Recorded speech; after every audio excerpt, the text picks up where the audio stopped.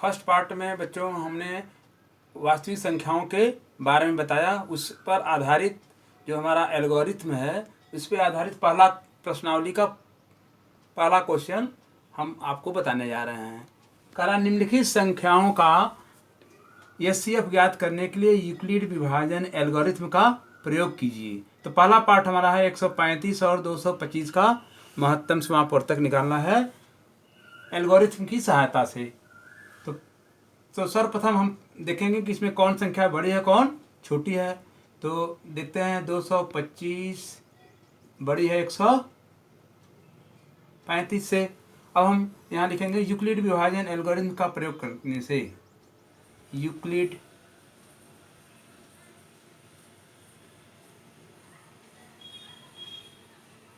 विभाजन प्रमेयिका से।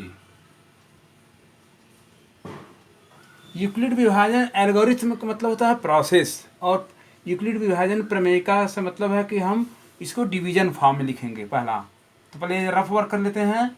225 भाज्य हो जाएगा और भाजक हो जाएगा 135। तो इसको हम डिवीजन फॉर्म में लिख लेते हैं। पहले भाग देते हैं, एक बार जाएगा 135 घटाइए 0, 12 में से 3 गया 9, यहाँ कुछ नहीं। पुनः शेषफल बचा, शेषफल हमारा क्या हो जाएगा भाजक हो जाएगा, और पहला भाजक भाज्य हो जाएगा।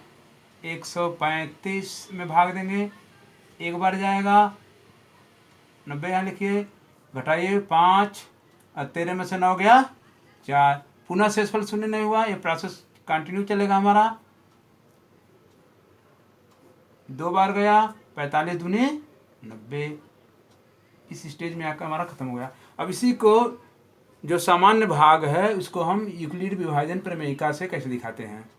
अब 225 बराबर हमारा हो जाएगा 135 गुणे भाजक 135 भागफल 1 और शेषफल हमारा कितना हुआ 90। यह फर्स्ट केस हो गया। अब हमारा यहाँ पर R0 नहीं है, तो फिर दूसरा केस चलेगा। दूसरी स्थिति में जो भाजक है वो भाज्य हो जाएगा 135, जो शेषफल है वह भाजक हो जाएगा 90। पुनः एक बार गया 1 प्लस शेषफल 45। इस स्थिति में भी हमारा शेषफल शून्य नहीं है, तो तीसरा चरण में चलेंगे। अब हमारा जो भाजक है वो भाज्य हो जाएगा और जो शेषफल है वह भाजक हो जाएगा। तो 45 दूनी 90, 2 बार गया और शेषफल आ गया 0। अब यहाँ लिखेंगे चूंकि शेषफल 0 है, अतः यह प्रक्रिया यहीं पर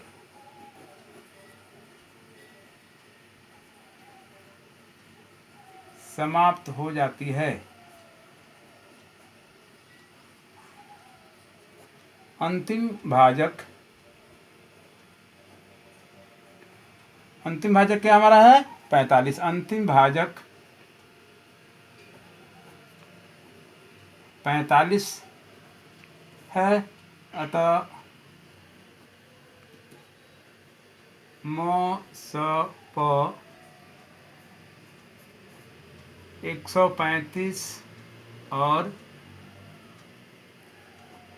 225 का 45 हुआ। इस तरह से पहला हमारा यूक्लिड विभाजन एल्गोरिथम में जो प्रोसेस है वो एल्गोरिथम है, और जो प्रथम चरण है वो प्रमेयिका है। प्रथम द्वितीय तृतीय सभी प्रमेयिका की सहायता से करते हैं। जो पूरा प्रक्रिया वह एल्गोरिथम है। तो हमने दो संख्याओं का मौसप यूक्लिड विभाजन एल्गोरिथम से 45 पाया। अब पुनः हम दूसरा पार्ट देखेंगे।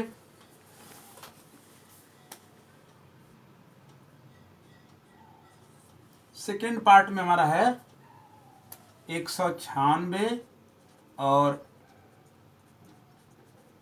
38,220।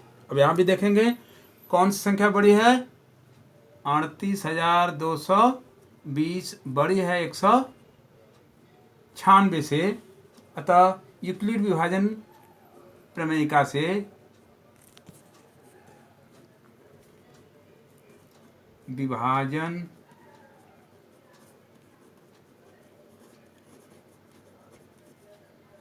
प्रमेयिका से, अब इसको सामान्य हम भाग देते हैं पहले।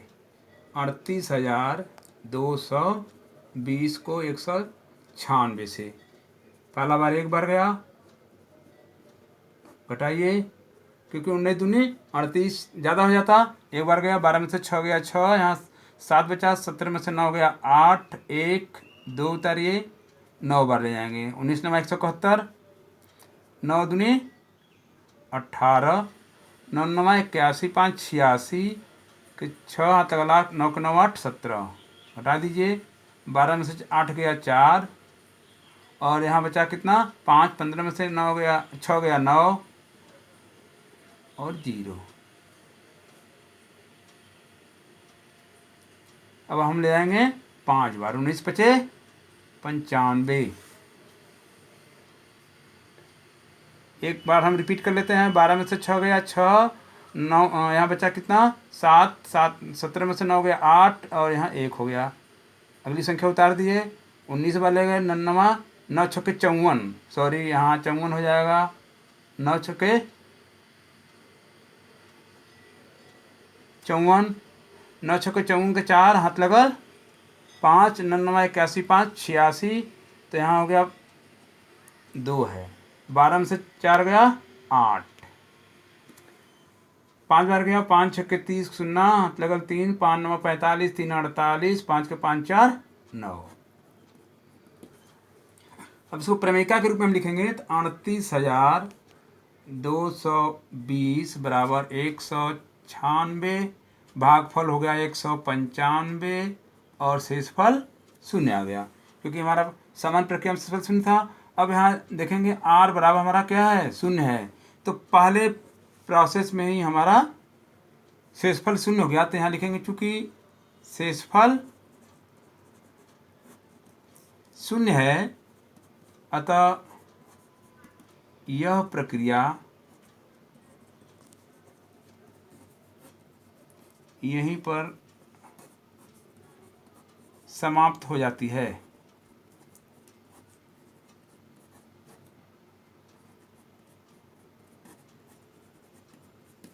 तो मौसम हमारा हो जाएगा मौसम प 38,220 और 196 का 100 अंतिम भाजक, पहला ही केस अंतिम भाजक है 196। अब आइए दूसरे क्वेश्चन पर। हो गया ना।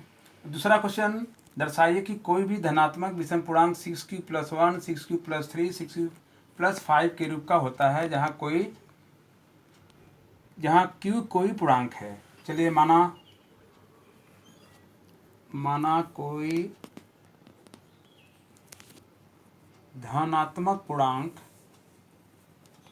धनात्मक विषम पूर्णांक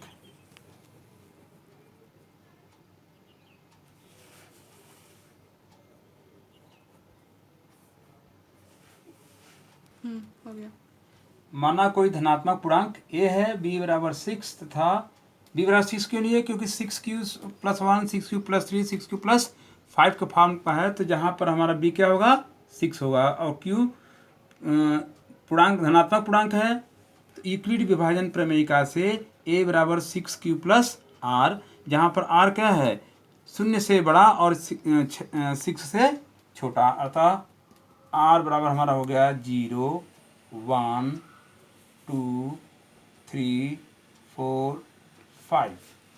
अब हम केस 1, अब r का मान, इसको हम मान लीजिए समीकरण 1 मान लेते हैं, यहाँ पर r का मान रखेंगे तो a बराबर हमारा क्या होगा, फर्स्ट केस r बराबर 0 रखेंगे तो 6q + 0 यानी 6q हो गया, इसको हम लिख सकते हैं 2 × 3q, बराबर 2m, इसको हम मान लेते हैं m, जहाँ m बराबर 3q। तो a बराबर 6q क्या है, 2m का फॉर्म आ गया, अर्थात 2 a को डिवाइड कर रहा है। किसी भी संख्या को हम जब 2 से डिवाइड करते हैं तो वह सम संख्या होती है। अब पुनः दूसरे में चलेंगे, r बराबर 1 रखेंगे, a बराबर 6q प्लस 1, इसको भी हम सिंप्लीफाई करेंगे, 2 इंटू 3q प्लस 1, इसको हम m मान लेते हैं, तो हो जाएगा 2m प्लस 1, जहाँ m बराबर 3q हो गया। ये हमारी क्या हो गई, विषम संख्या हो गई। सम संख्या में एक जोड़ देंगे विषम संख्या। तीसरा केस, r बराबर हम रखेंगे 2, तो a बराबर आ जाएगा 6q प्लस 2, 2 कॉमन ले लीजिए, ये हो गया 3q प्लस 1, इसको m मान लेते हैं, ये हो गया 2m, जहाँ m बराबर हो जाएगा 3q प्लस 1। और चौथा केस हो जाएगा हमारा r बराबर 3, a बराबर हो जाएगा 6q प्लस 3। अब इसको हम तोड़ देंगे, 6q प्लस 2 प्लस 1, यहाँ से हम कॉमन ले लेंगे 2, ये हो गया 3q प्लस 1 प्लस 1, इसको m मान लेंगे तो हो जाएगा 2m प्लस 1। चौथा केस में जब r बराबर 4 रखेंगे तो a बराबर हो जाएगा 6q प्लस 4, यहाँ 2 कॉमन लेंगे हम, तो 3q प्लस, पहले तोड़ देते हैं इसको, हम लिख देंगे 6q 3 प्लस 1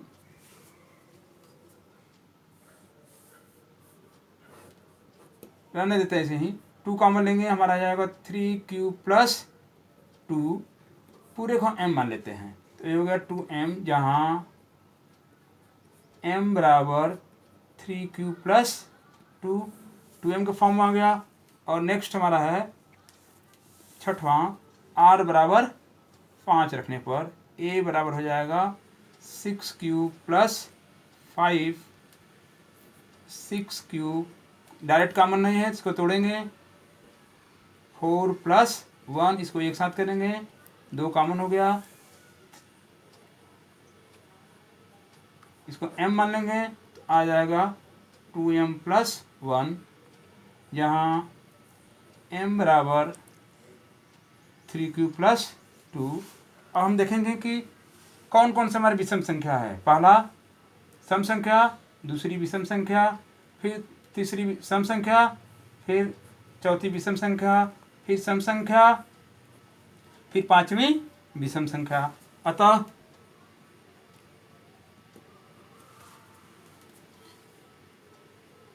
कोई भी धनात्मक विषम पूर्णांक